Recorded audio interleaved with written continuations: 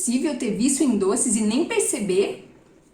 Eu vou te mostrar agora os 7 sinais que revelam quando uma pessoa é viciada em doces. E se você tiver ou identificar ao menos 3 dos 7 itens, eu sinto te informar, mas é provável que você seja desse time.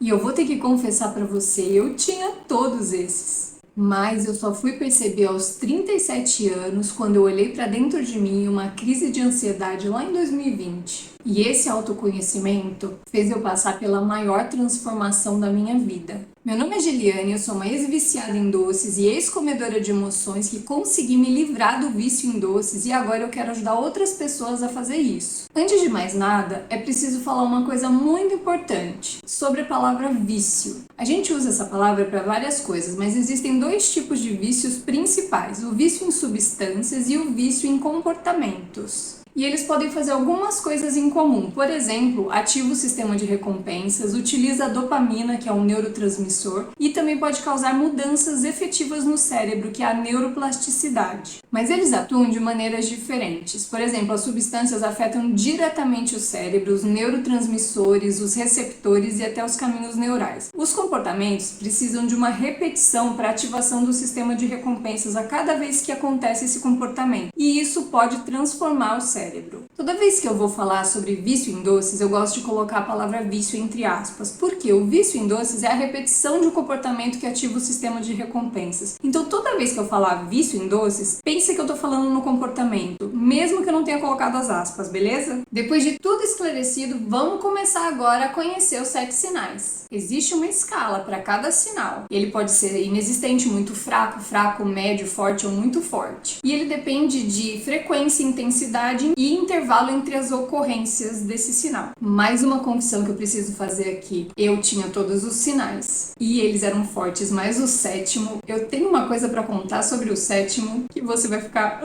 Bora conhecer esses sinais? Então, o primeiro é a recarga. E como que funciona a recarga? Sabe quando você sente fadiga e cansaço ao longo do dia e você come um doce para te dar energia, para recarregar? Então, essa energia vai oscilar durante o dia. E por que isso acontece? É por causa dos picos de glicose e insulina. Dá uma olhada nessa curva roxa. Você come o doce, a glicose sobe. O pâncreas produz insulina, faz derrubar essa glicose, aí você se sente arrastado. Aí você come outro doce, a glicose sobe, o pâncreas produz a insulina, derruba essa glicose de novo e você tá se sentindo fadigado, cansado novamente. Aí você vai querer outro doce. O normal é você ficar nessa curva verde, que é o ideal, sem picos e quedas bruscas. Você ter uma alimentação saudável, que não vai dar um pico de glicose, a insulina vai ser adequada, vai ser proporcional, vai derrubar um pouquinho e essa curva é menos acentuada, é mais natural. Dá uma olhada aqui como que funciona um dia dessa pessoa com os picos e quedas bruscas. Você acorda se arrastando já, sem energia. Aí você come um pão ou um carboidrato simples que vai dar um pico de glicose, vai te dar uma energia, mas depois do almoço, por exemplo, você já tá derrubado de novo. Aí você come um docinho, dá aquela energia, vem a insulina, te derruba de novo à noite, você tá sem bateria nenhuma, totalmente exausto, fadigado, cansado. E aí você vai querer o quê? Algo que te dê muita energia. Você vai atrás de doce. Então, esse é o sinal da recarga. O segundo sinal é o sinal do passe livre. E do que se trata? É quando tem os doces envolvidos. Por exemplo, eventos, celebrações, e a gente ataca os doces. Ou então a gente tem um motivo para comemorar com doces. Por exemplo, algum marco da vida, alguma conquista ou algum acontecimento importante na nossa vida, que a gente pode inventar vários até, né? Ou então por merecimento. Eu mereço. Eu quero fazer um agrado pra mim, eu quero me dar um presente. Aí eu compro uma caixa de bombom, um pote de sorvete. E esse é o passe livre. E o terceiro sinal é o conforto. E do que se trata? Sabe quando a gente usa o doce para amenizar aquelas dores emocionais? Que é o tal do comer emoções, comer emocional? A gente tem alguns exemplos de emoções envolvidas quando a gente quer comer doce para sanar. Por exemplo, a ansiedade, a tristeza, o tédio, a raiva e muitas outras emoções. Agora eu vou dar um exemplo pessoal aqui. Até 2020 eu costumava comer as minhas emoções, principalmente a ansiedade, que eu sempre tive. Eu comia um doce porque eu estava ansiosa. O doce aumentava a minha ansiedade. E aí eu ia ia atrás de mais doce. E aí ficava nesse ciclo sem fim que eu não conseguia enxergar uma solução. Eu me via nesse ciclo vicioso e eu não conseguia encontrar uma saída, mas eu sabia que precisava sair dessa. Então eu fui atrás de uma solução. Eu busquei conhecimento e encontrei uma solução fantástica que me deu muita motivação para conquistar a minha transformação pessoal. Dentro do meu comportamento alimentar, uma mudança completa. Eu consegui parar de comer as emoções e deixei de ser uma pessoa viciada em doces. E depois de muita gente me perguntar o que eu tinha feito para mudar completamente meu comportamento alimentar, meu estilo de vida, eu resolvi escrever um e-book para contar toda essa história. Eu deixei o link aí na descrição e tem um cupom de desconto que vale por tempo limitado. E o quarto sinal é o sem limite. Do que se trata isso? Sabe aquela dificuldade para diminuir o tamanho das porções que você come de doce? Você tenta comer um brigadeiro e depois acaba comendo uns 10. Ou então você tenta comer só um pedacinho e não consegue.